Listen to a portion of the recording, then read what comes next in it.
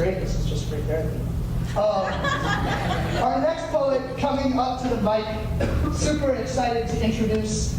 I'll just read you his bio because his name's at the end. There's a nice little climactic ring to it. Y'all ready? Ready.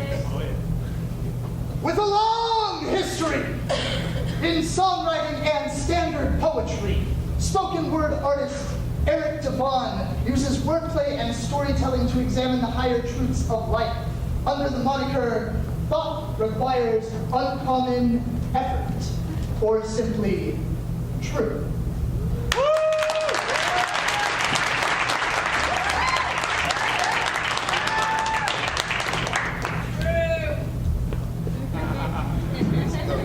Let's go.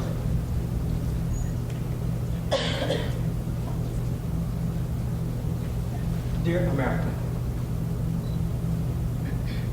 I'm sorry. I almost loved you. Almost let the home we started to build together negate the worlds of distance between us. Chasms grand and ever widening, like the candied, sweet, toothy smiles you always lay on my pillow. What I wouldn't give to smile like that. What I would not give to bare my teeth and be no beast wild, be no burden of civilized man, whipped and tamed into silent and civil unrest. What I wouldn't give willingly just so it could not be taken. You wanted me to accept the things you hold dear, even when they hurt. That's just how they are. But you could not accept the thing in me that screams in protest. You criticize my revolutionary bones, but that's just how they are. When I walk like a king, purposeful and dignified, you want me to apologize for each and every aggressive step. You watch me hunt for shade, prowl for rest. A peaceful predator, you prey on my trust. But my soul is a domesticated thing returning to wilderness. Sub-Saharan desert plains and jungles deep. Call me home. Call me blessed for this crown you have cursed when I run. There must be some crime, some grave sin just around the corner. Surely justice is only steps behind. As you imagine carnage in my wake, you jog on, pushing soft through gentle winds. What I wouldn't give to run like that.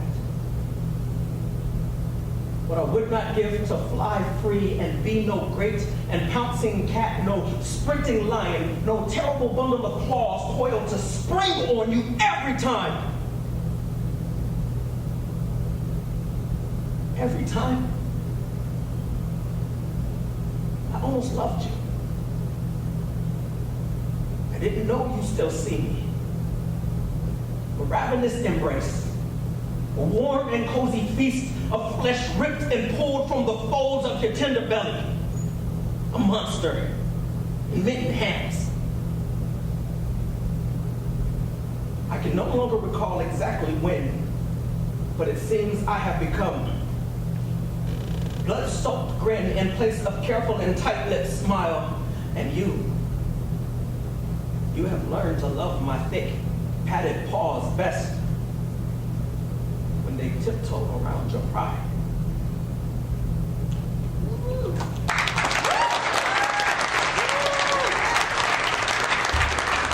Thank you very much. I am very happy to be here. I appreciate it, but I appreciate the energy.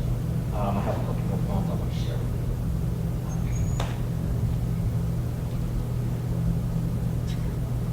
I want to dedicate this. First of all, let me tell you.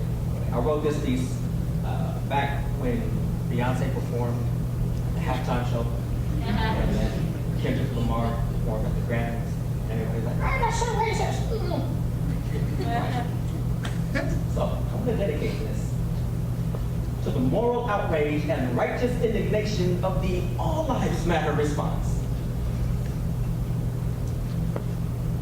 After much deliberation and careful consideration, I have arrived at the following conclusion. Fuck your feelings!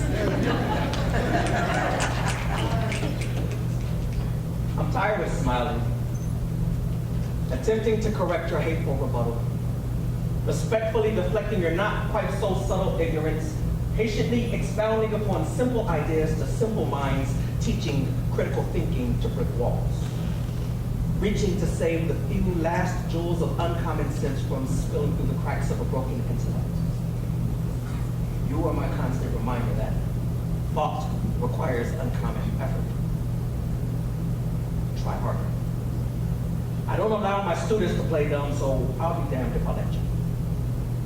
And by the way, what do you know of my culture anyway, beyond, say, whatever urban music your grandchildren can trick you into listening to if you have time, Grammys?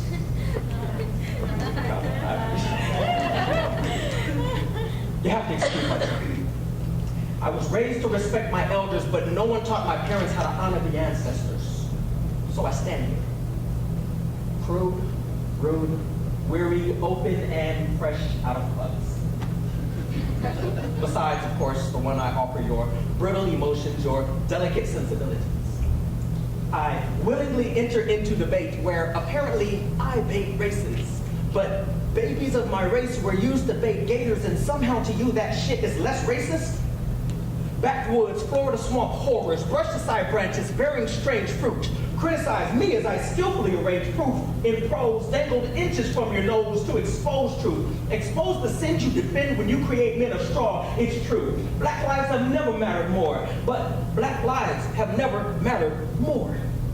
Someone convinced you to add a word that no one said, but you decided you heard. Use the fallacy to bolster your lie. I swear you sound insane, mumbling, but all lives matter. At no one in particular, arguing with the straw man of your own making, but if you only had a brain. You understand? But you can't win. Instead, you accuse me of refusing to let the healing begin. Like it was ever you or something. Fuck your feelings.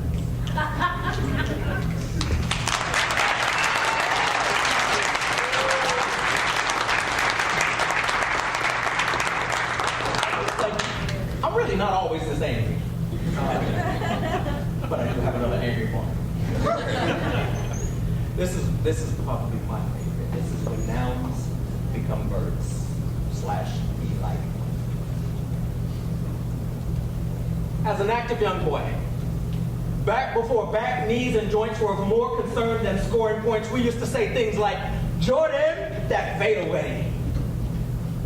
Or jumping to catch a touchdown pass over the head of my defender, I Randy Moss, the highest man, then, of course, Heisman. We followed examples of the physically gifted who seemingly ascended to a higher plane of existence, a realm above. We believed what we'd seen on TV and thought we could be like Mike. I turned my attention to music. I still remember when I found that this dissonant chord vibrating upon the fibers of my soul would resolve when allowed to resonate through wooded winds. So I played. No pain too heavy for Coltrane. Rollins and Parker entirely illuminated the darker corners of my entirety. And on any given day, you might find me spinning in a random mirror trying to remember the time. I believed what I'd seen on TV and thought I could be like Mike. See, when nouns become verbs, when names come to mean action, they can reflect the time and redefine the nature of our very being. And when that persona becomes more prevalent and less relevant words subside in defeat, I can't help but wonder, how long until our names become verbs for dying in the street? When will the world understand it? Rather than accept the fate we've been handed, that justice isn't black and white, but shades of Freddie Gray who got Sandy blanded. I say her name in honor, but it bothers me that yet another man of sandy complexion will escalate a simple situation simply because the bold, brilliant, vibrant, vivid spirit of my people could never be so bland as to suit his simple taste. Never enough kind words to sand down the rough edges of a gruff exterior. Sandy, bland, beautiful queen, may she forever rest, but her life was the antithesis of the picture her very name suggests. And yet, another family told, don't Freddie in a better place. But no conversation can explain it away. And no compensation can return Freddie Gray from the ether, or John Crawford either. only 22, not even holding a 22, but only his big homies know how much he'd grown in those 22, so who knows what the next 2 decades might have decided. The children for whom he might have provided. The cases over which he might have presided. Justice John Crawford. We march for progress, hoping for leaps and bounds, only to watch Justice John crawl forward, mortally wounded. So we, broken verbs, traverse stages with spoken words for all ages, huddled masses, yearning to breathe free. We choke out lies, strangle hate, speak truth to power, Eric garner support so that one day, when we decide to stop playing 12 years a slave, we can Tamir rise up as one people unified, abandon the insanity and fight for our place in humanity. Hands up, demand that this beautiful hue, this skin Michael Brown by the sun, be as respected as a celestial body we reflected from day one. But until then, we will continue to share these words and hope that our little nouns will never become words who believe what they see on TV and grow up to be like Mike.